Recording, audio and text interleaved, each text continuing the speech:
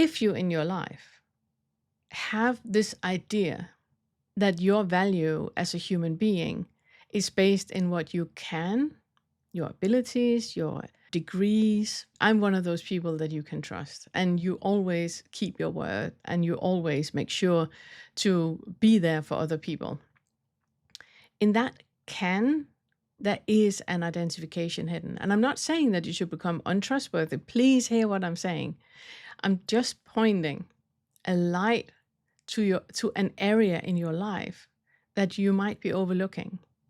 That area is a hook into a little bubble of reality of how you view you and how you view the world. In that you can do an inquiry. You can question that. Why is it that I think that my value is tying in with my abilities, with what I can? What would it mean if I do not do that? If I do not, and it's the same with, it's the can, say, do. So it's like saying the right thing, never lie. It's about all the things that you do for other people, that you are always there and you are a pillar of community and all of that. I'm not saying that you should stop any of that. I'm just saying that when we're talking about awakening and we're talking about non-duality, it's about putting a floodlight on areas in your life where there is identification, where you have this feeling that you can do something wrong.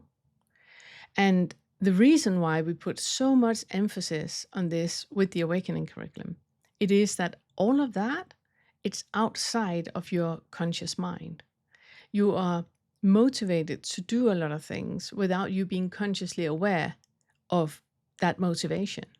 Because it's like a drawing, you're drawn to do, you're being pulled to do things in a certain way or not do things in a certain way. And that is identification, because there needs to be someone in there that can do right or do wrong. When we then put the floodlight on it, we are not judging at all what it is that we are becoming aware of. We're just becoming aware of it. So you might see that, oh, wow, I have this motivation I want everybody to like me. I want everybody to think that I'm a great person.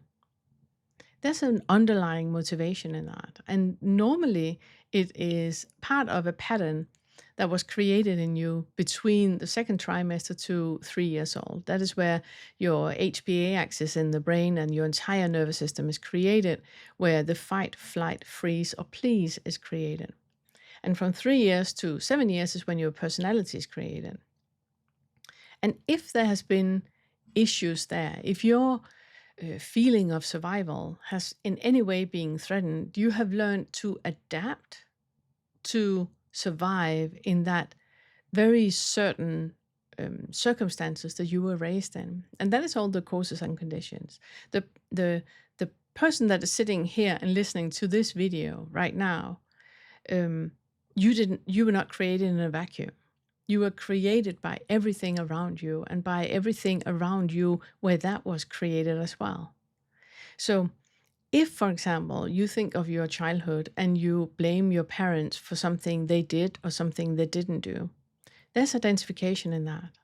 And I'm not saying that you shouldn't, make yourself safe and withdraw from relationships that are not beneficial for you or anything. I'm not saying anything like that. It's not in that boat that I'm talking about at all. I'm just talking about you becoming aware of that underlying motivating factor that you have in you.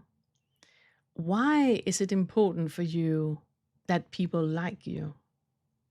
Is it even within your grasp to make people like you? Can you even decide to do things that will make people like you or people not like you? And if they like you or not like you, how is that reflecting anything about you? Isn't it reflecting something about their values and their ethics and their morals and what they thought you did or said? Isn't it more reflective of them if they like you or not like you. So how is that even within your grasp? So looking at that, putting a floodlight to that, and then again asking further, who is that I that you are trying to defend or maintain? What is it that you think will happen if people like you or do not like you? How is that reflecting anything about anything? All of this, everything that you perceive as reality, all of it is made up. It's just made up. Your role in society is made up. Your identification with your gender is made up. The identification with your age, with your name, with your social status, with your education, all of that, everything you tie into that, it's just made up. And it's made up of that reflection of your own underlying beliefs into a reflection into other people, what you think they think about you and your accomplishments. All of that, it's just made up. None of it is real. None of it is real.